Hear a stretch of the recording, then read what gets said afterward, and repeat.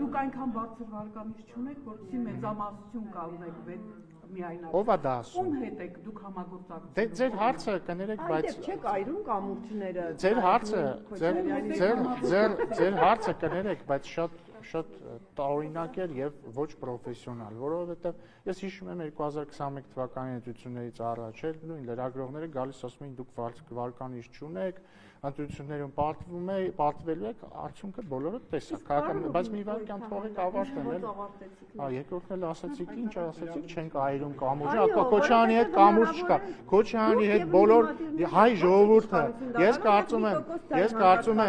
կարծում եմ Հայաստանի ժողովուրդը Ես կարծում եմ 2026 թվականի հունիսի 7-ին պետք է Հայաստանի ժողովուրդը այրի բոլոր կամուրջները Քոչարյանի եւ ռուսաստանցի օլիգարխի հետ, մնացած օլիգարխների հետ, որպեսզի վերջապես ազգային ժողովը նորմալ քաղաքական բանավեճերի տեղ դառնա, ոչ թե որ գան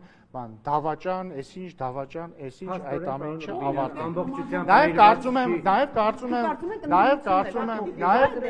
կարծում եմ, որ մեր մամուլը պետք է վերջապես այրի կամուրջները Քոչարյանի, Սերժ